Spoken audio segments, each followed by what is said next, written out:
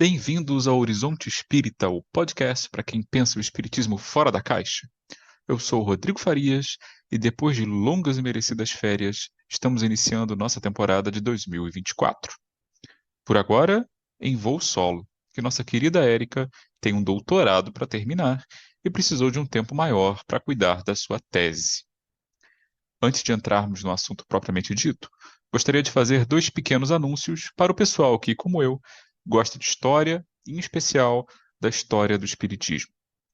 O primeiro é que, como alguns de vocês sabem, eu faço parte do Núcleo de Estudos de História do Espiritismo, o NUESH, que tem uma série de vídeos pautados pela melhor pesquisa acadêmica nesse campo disponível no Brasil. Estamos para começar um projeto novo, com uma repaginada em nossa série de lives, mas por enquanto posso dizer sem modéstia que o nosso arquivo está bem interessante. Então fica a dica. É só entrar em www.youtube.com/lepide no Ash com SH 8440. Procure a playlist que mais lhe interessar e divirta-se. O segundo é que agora eu integro também a equipe do Sorella Cast. Para quem não lembra, o pessoal da Sociedade Espírita Sorella esteve conosco no episódio 52, Como Fundar um Centro Espírita Hoje. E já naquela época, eles tinham um projeto comunicacional muito rico. Bem, agora eu também dou minha modesta contribuição na coluna chamada História do Espiritismo em Pílulas, que já está no segundo episódio. São falas de 10 a 12 minutos, falando do contexto histórico de Kardec e apresentando de forma bem didática algumas das figuras e eventos que contribuíram para a formação da doutrina espírita e também do movimento que ela gerou. Quem quiser, é só procurar por SorelaCast, tudo junto, e com 2 L's, na sua plataforma favorita de podcast ou no YouTube. Dados os avisos da casa, vamos ao nosso tema principal de hoje.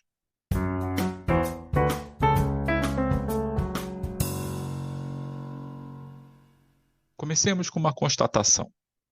Nós, espíritas, costumamos pensar que a relação que temos com as nossas crenças é superior à que os adeptos de outras religiões têm. Eles seriam estimulados a crer mesmo quando algo não é racional, enquanto nós filtraríamos tudo usando a razão, a filosofia e a ciência. Portanto, enquanto eles teriam uma fé cega, a nossa seria uma fé racional, aquela que pode enfrentar a razão em todas as épocas da humanidade. Está lá no Evangelho segundo o Espiritismo, capítulo 19, item 6. É um dos lemas, né, do movimento espírita. Porém, nossa tese aqui é outra. É a de que não é bem assim. A racionalidade da fé depende não só do conteúdo de uma crença, mas também da forma como chegamos a ela e a mantemos diante de eventuais dúvidas e críticas. Nem de longe a preocupação com a razão é uma exclusividade do Espiritismo. Ninguém vai se atrever a dizer que São Tomás de Aquino, um dos maiores nomes do pensamento cristão medieval e católico até a medula, não raciocinava sobre as suas crenças. No Islã medieval, os chamados mutazilitas tentaram, por sua vez, estabelecer uma relação racional com a sua fé, com a revelação eternizada por Maomé no Corão. E no judaísmo, as numerosas discussões dos rabinos no Talmud mostram que também ali havia um lugar para a razão, mesmo se admitindo a revelação divina. Isso para ficarmos só nas religiões mais comuns no Ocidente, aquelas que têm maior número de adeptos e maior visibilidade. Todas elas têm abordagens e correntes mais racionalistas, até filosóficas, e também outras mais fideístas, que são aquelas que enfatizam a aceitação das crenças na base da autoridade ou de algum outro critério que não a racionalidade humana. E entre os espíritas, como têm sido as coisas? Bem, esses dias no YouTube eu vi gente se dizendo a reencarnação de Emmanuel. Assim como vejo também, com muita frequência, em comunidades online, gente brigando por causa das vírgulas e acentos dos textos de Kardec. E vejo também pessoas sinceras, cheias de boa intenção, dizendo por aí que no futuro todas as religiões vão ter que absorver o espiritismo ao seu corpo de crenças e aceitar coisas como a supremacia de Jesus como governador da Terra.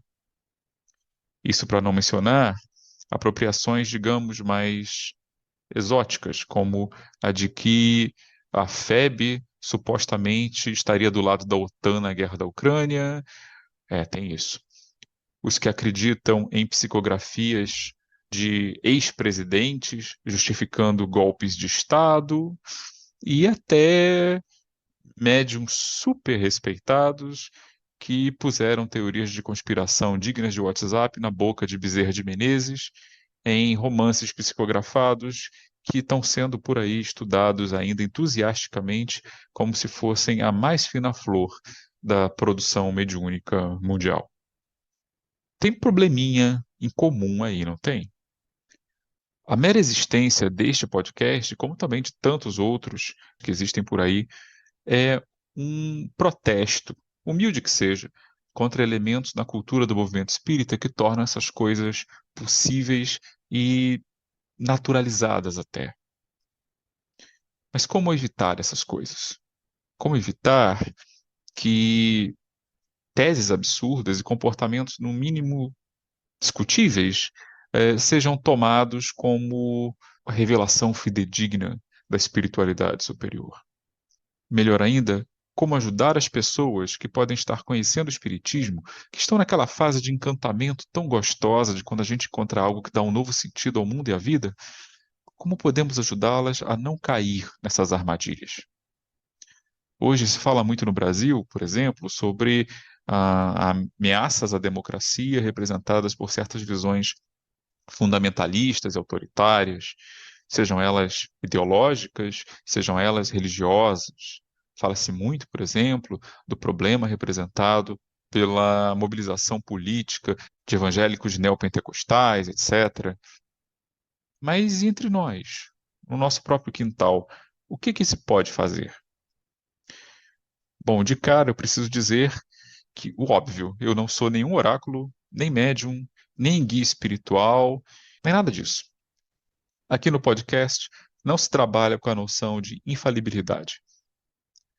Errar é humano, perdoar é divino, repetir o erro é que é burrice.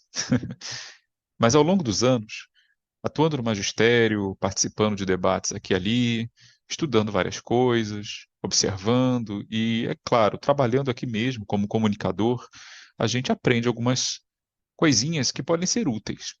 Por isso, reuni aqui algumas sugestões, pequenas dicas para ajudar você a se tornar um espírita mais, digamos assim, prevenido contra as fake news que graçam pelo movimento espírita. Algumas dessas dicas já apareceram em vários episódios passados, outras não foram, mas podem ser úteis, né? Fazer a diferença a si mesmo. E algumas tantas são lembretes que até circulam com uma certa regularidade no nosso movimento, são divulgados nos centros, nos canais espíritas tradicionais, mas é sempre útil a gente relembrar. Fique à vontade para questionar, para filtrar, que aqui a gente sempre procura seguir também a filosofia paulina, né? Examinar tudo, ou como algumas traduções põem, põe de tudo à prova e retende o que for bom. Então, façam isso também com o que a gente diz, e eu tenho certeza de que estaremos todos crescendo. Vamos lá?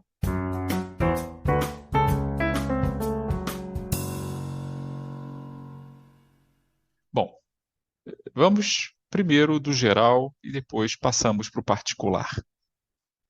No que diz respeito ao geral, né, os conselhos mais amplos, que são válidos não apenas para a questão do espiritismo, mas para o estudo de qualquer coisa. Vamos começar com o óbvio. É importante estudar algo além do material doutrinário, ir além daquilo que nos é oferecido. Não tem muito o que falar sobre isso, exceto que quanto mais recursos intelectuais, informacionais a gente tem, melhor a gente vai poder avaliar a qualidade do que nos chega. Isso é óbvio. Isso vale tanto no que diz respeito à instrução escolar, que é útil, é o básico que teoricamente todos nós deveríamos receber, mas também quanto à curiosidade pelo mundo em geral. Então, eh, seja um bom leitor, procure se informar, assista ou leia um jornal, procure de vez em quando saber o que está sendo dito sobre os avanços da ciência. Leia boa literatura também, ficção também é útil. Eduque a sua mente, exercite a sua mente. Procure saber como o mundo funciona à sua volta. Tudo isso vai ser útil quando você for analisar eh, material de cunho mais espiritual. Assim, nada disso se perde. Lembremos da ideia do anjo com as duas asas, né? Que existe a asa moral, né? Do amor, do sentimento, mas também tem a do intelecto. Procuremos alimentar também a do intelecto. Num país como o nosso, em que a educação é tão precária, isso tem um valor tremendo. Se você tem chance de aprender algo, de ler algo com uma certa regularidade, não jogue fora. Procure aquilo que for bom, dentro das suas possibilidades.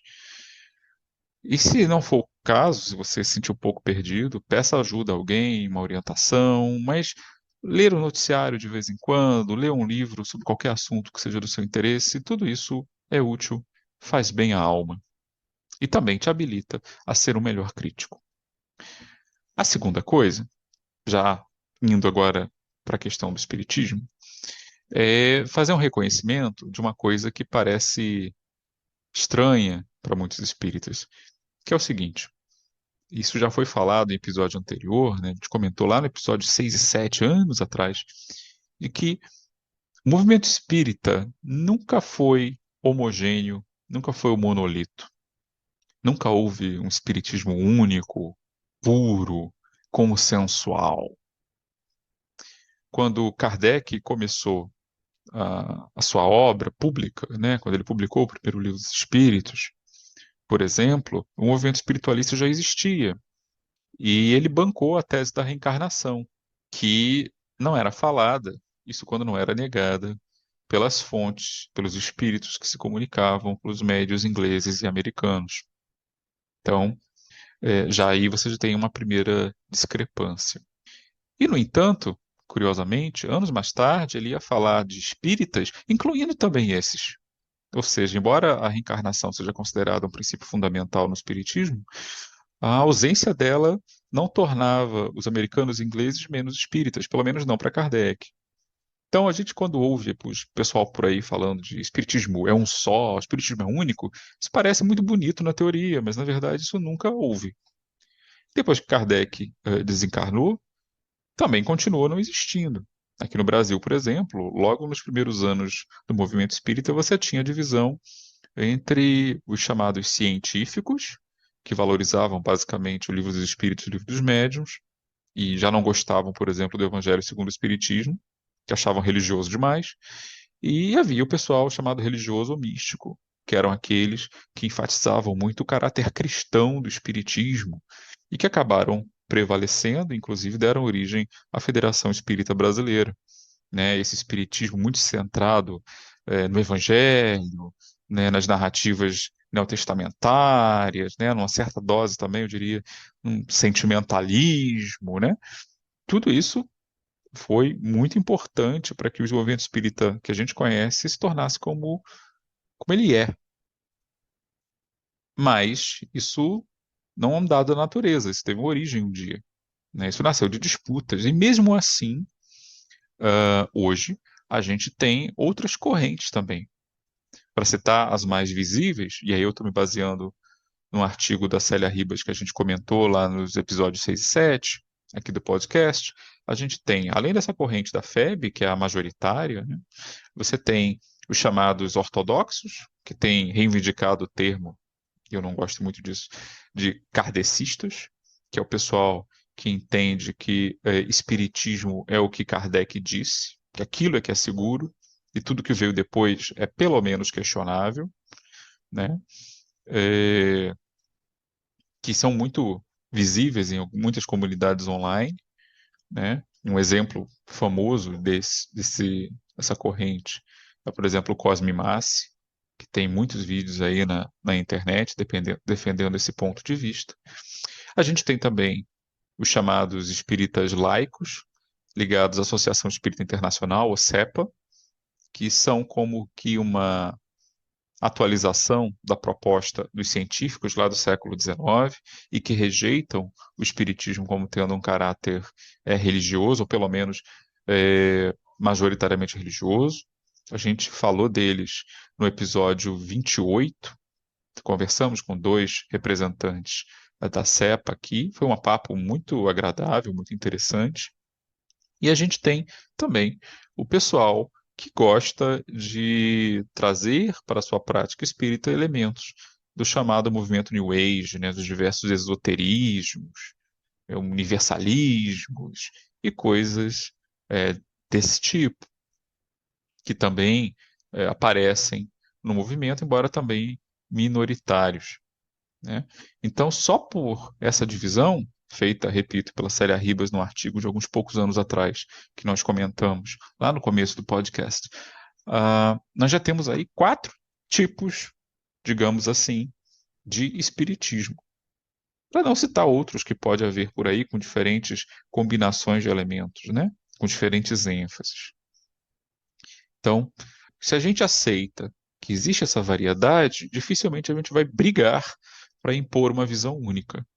Se partirmos da premissa, e isso está lá em Kardec também, de que o objetivo primário do Espiritismo não é responder todas as perguntas sobre espiritualidade, mas sim dar elementos, né, para promover melhoramento moral da humanidade no período que o materialismo estava agraçando, como aliás ainda está até hoje, de certa forma, né? Então, isso nos ajuda a prevenir sectarismos, que são muito comuns, né? O que é sectarismo? É a ideia de que a minha corrente é a única que está certa e eu devo, então, em nome da verdade, combater as outras. Ou lutar para impor a minha verdade, que seria a verdade com V maiúscula, universal. Muito cuidado com isso. Tem muita gente boa se fanatizando dessa forma e adotando comportamentos bem pouco fraternos e bastante prepotentes do ponto de vista intelectual, achando que são a última bolacha no pacote. Por fim, tomados esses cuidados, vamos também para outra coisa que é bastante óbvia, a gente sempre bate nessa tecla, mas vamos explicitar mais uma vez. Informações mediúnicas são material de análise, não revelações divinas inquestionáveis e de validade absoluta. Não importa por quem elas tenham vindo ou qual seja o nome do espírito que assina. Se é verdade que há afirmações que são repetidas em diferentes fontes, então parecem mais confiáveis, também tem muitas outras que não, né? Kardec, no Livro dos Médiuns, enfatizava sempre em vários capítulos, lá na segunda parte, os cuidados que precisamos ter ao lidar com revelações ou supostas revelações de cunho mediúnico. Para citar só alguns capítulos, lá no Livro dos Médiuns, temos os 18, 19, 20, 21, o 23, o 24, e o 26, o 27 e o 28. Para ter uma ideia do quão importante isso era. Isso são medidas de segurança. Por quê? Porque existe muita coisa que às vezes se aceita, mas quando você vai ver, são introduzidas apenas por um único médium, ou por uns poucos médiums, que não se consegue confirmar, tem coisas que não são passíveis de prova, né? Então a gente deve sempre tomar com o pé um pouquinho atrás. Tá, é uma informação, é uma descrição, mas não necessariamente isso é uma coisa universal ou que seja inquestionável. Sabemos que há influências de médiums, há influências culturais que podem interferir ali. E quando eu digo que não importa por quem essas informações tenham vindo, eu estou falando sem abrir exceção. Isso significa que devemos também tomar como material de análise, não como uma fala direta de Deus, coisas como as obras de Chico Xavier, que tem várias delas problemas. Vale lembrar, por exemplo, o famoso Brasil, Coração do Muito, Pátria do Evangelho, que foi tema de um episódio excelente dos nossos colegas no Cast dos Espíritos, que eu recomendo também procurar. Divaldo Franco, de quem a gente falou também no final de 2020, e quando ele lançou um livro terrível, absolutamente contaminado com teorias conspiratórias, que foi o No Rumo do Mundo de Regeneração, assinado por Manuel Filomeno de Miranda, e vários outros. Um médium pode ser bom, mas isso não significa que a gente possa simplesmente baixar a guarda e aceitar qualquer coisa. Não é assim que se faz. Outra dica, né, use a internet a seu favor. Você descobriu uma obra ou um médium que parece interessante, que diz coisas interessantes, procure saber sobre ele ou sobre a obra. Procure ver se alguém fez alguma crítica, fez alguma resenha, se aquilo que é dito e chamou sua atenção é dito em outros lugares também, né? Se existe ah, uma certa, vamos dizer assim, universalidade naquele ensino. É um cuidado que é sempre muito útil. E se a gente ouve, vindo de um espírito ou não, alguma informação que parece assim muito impressionante, procuremos saber se ela é verdadeira ou não. No caso da história, tem algumas que circulam no movimento espírita, eu já vou comentar, que são um grande exemplo disso. Por fim, para encerrar essa parte, eu vou apenas falar de uma outra característica que devemos ter sempre, qualquer que seja o nosso campo de estudo: humildade intelectual. O que isso quer dizer? Sejamos como os cientistas. O bom cientista, ele sabe que ele está enxergando e raciocinando e teorizando em cima de recortes da realidade. Ele está lidando com verdades provisórias que depois podem ser aperfeiçoadas, podem ser expandidas, podem ser corrigidas, né? Ele não está lidando com a verdade absoluta. E nós, como espíritas, sabendo que estando encarnados num mundo imperfeito e sendo também nós imperfeitos, também só veremos recortes da realidade. Alguns recortes podem ser mais fiéis à realidade, né, do que outros. Podem ser mais adequados do que outros, mas ainda são recortes. Então, evitemos a todo custo a prepotência de acharmos que temos a verdade última. Para nós, isso ainda é algo que está fora do nosso alcance. Sempre haverá novos detalhes, novas possibilidades de ver, novos dados que podem chegar. Então, tenhamos essa cautela. Muito bem, dadas essas dicas de cunho mais geral, o que a gente pode estudar de específico que pode ser útil no nosso entendimento, né, do Espiritismo, para não sermos demasiadamente crédulos? E aí eu vou puxar a brasa para minha sardinha e falar de história. Por que ela é importante? Bom, história, obviamente, eu estou falando de história do Espiritismo, mas também vale para a história em geral. Eu quero enfatizar que não se trata de dizer para você fazer uma faculdade de história. Mas se você, por exemplo, tiver interesse em um romance mediúnico que se passa numa determinada época, e você ficou impressionado com aquilo, quer saber se aquilo é confiável, vá ler sobre aquela época. É o óbvio. Se você ouve falar que no tempo de Jesus se acreditava em tal coisa, procure livros ou especialistas que falem sobre aquilo. E eles vão poder confirmar ou não. E se você acha que uma informação é muito singular e ninguém fala daquilo, aí você já pode ficar meio desconfiado. Bom, isso aqui é só essa fonte que está dizendo, talvez eu não devo acreditar. Eu vou deixar na gaveta para coisas para verificar depois, né, para o futuro. Uma das grandes virtudes do conhecimento histórico é que ele desnaturaliza as coisas tal como elas são. O que isso quer dizer? Isso mostra como aquilo que existe, como ele veio a ser. E ao entender isso, muitas vezes nós vemos que as coisas não são como elas devem ser. O que prevalece é uma possibilidade que foi construída ao longo do tempo, por vários acontecimentos, por várias decisões, muitas vezes, de pessoas em momentos-chave.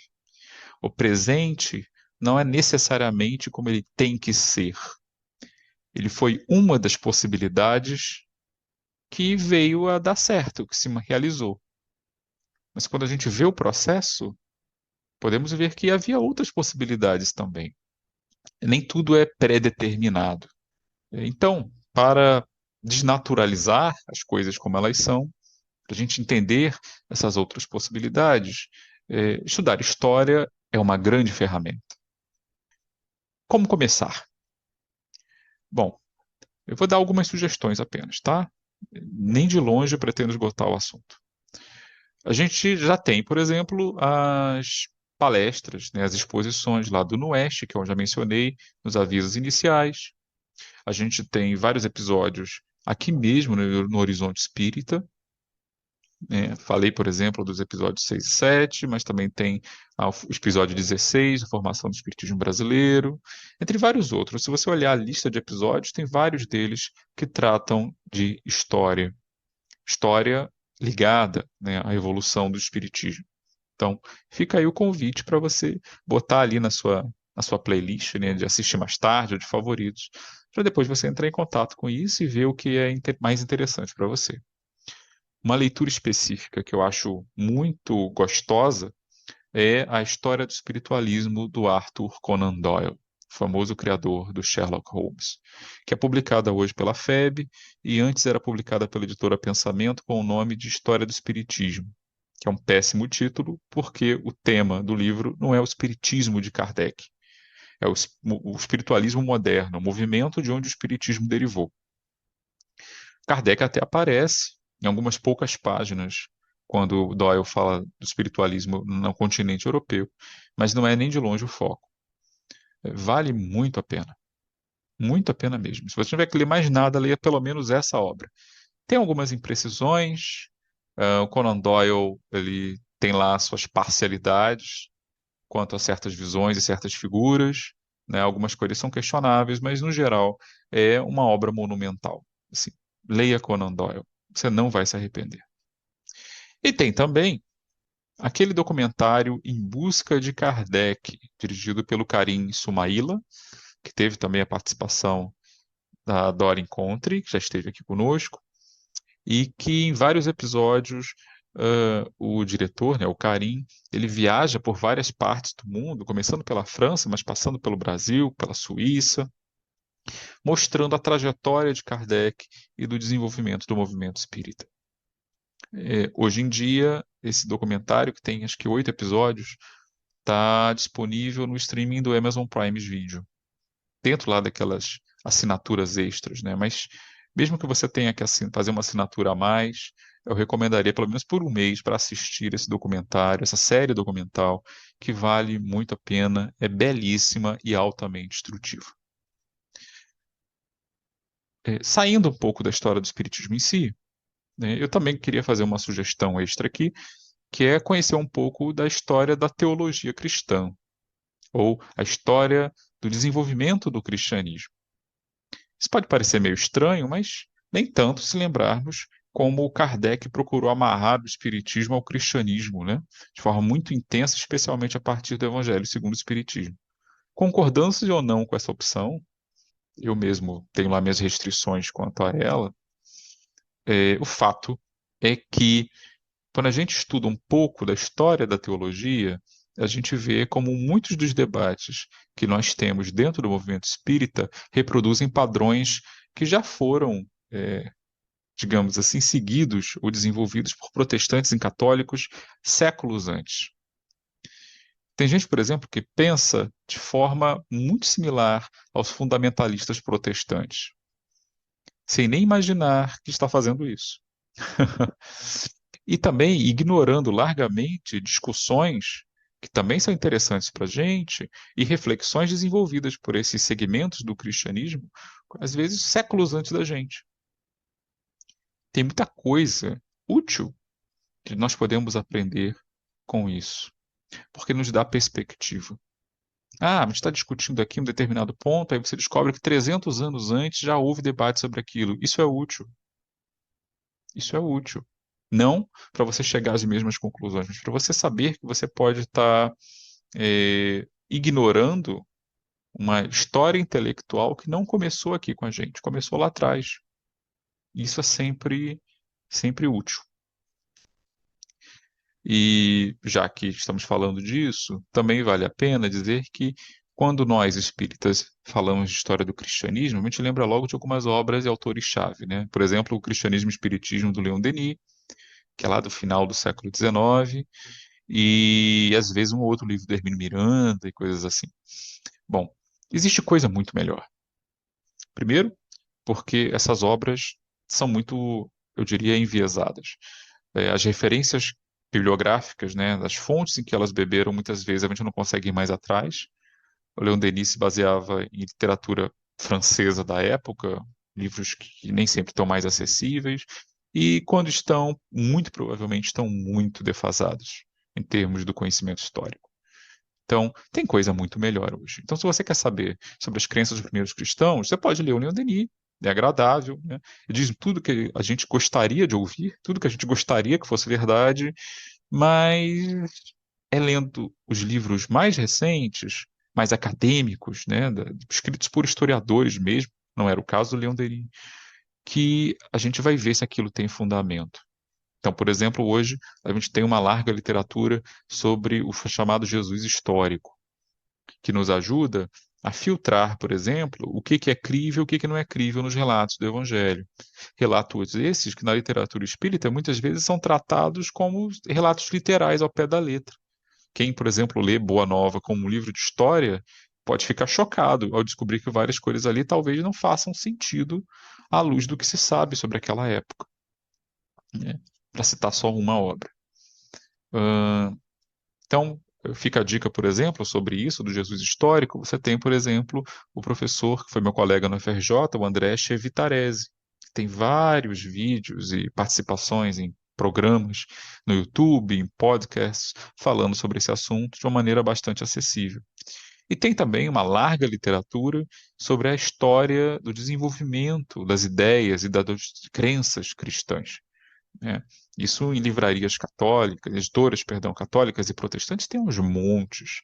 Vou citar dois autores que eu acho que são particularmente úteis e respeitados, né? Entre muitos outros possíveis. Você tem, por exemplo, o Justo Gonzalez, que é católico, escreveu obras monumentais sobre a história do cristianismo, e tem também o Jaroslav Pelikan, que foi traduzido no Brasil, se escreve Jaroslav Pelikan, Pelikan como se fosse pelicano sem o O e com K, e que escreveu uma tetralogia chamada A Tradição Cristã.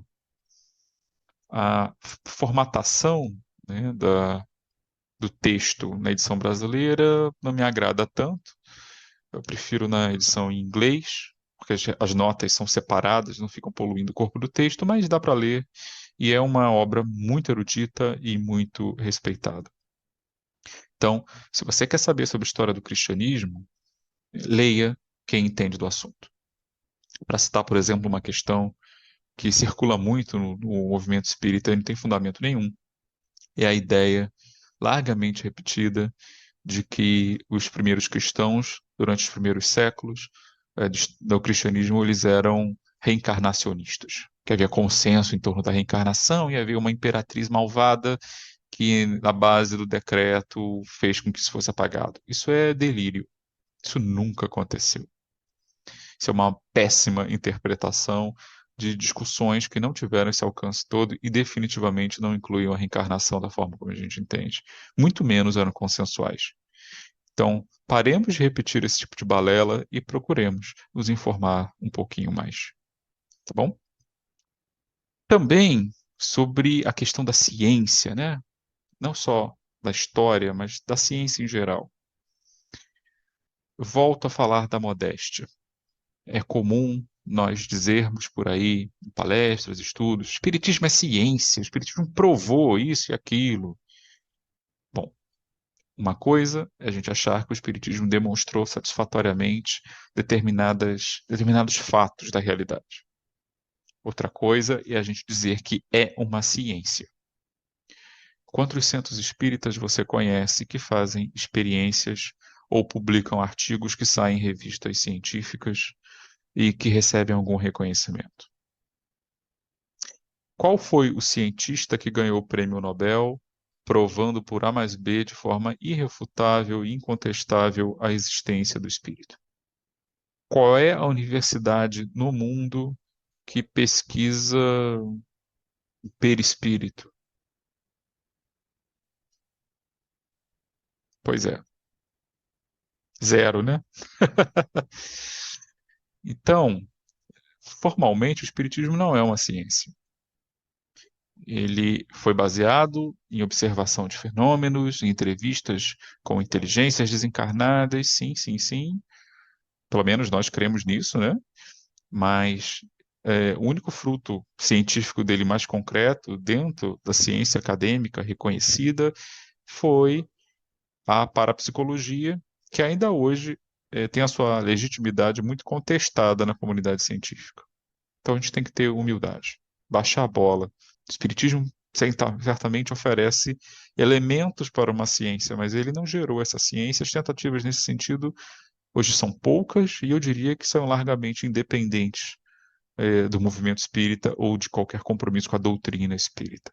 Kardec fez seu primeiro esforço, isso é louvável, e isso fazia parte de um movimento maior no século XIX de investigação dos fenômenos mediúnicos, que tem um legado assim muito interessante, mas a gente não pode dizer hoje que o espiritismo tem um caráter científico.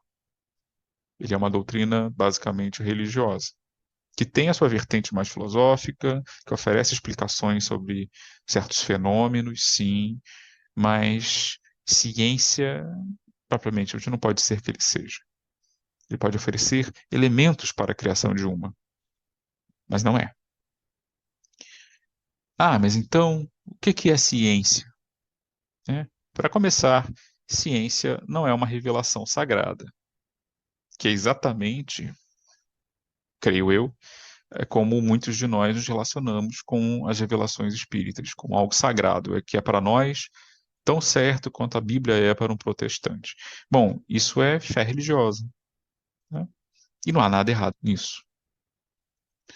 Ciência implica um método, implica demonstração, testagem, exploração de hipóteses e até revisão das conclusões de tempos em tempos.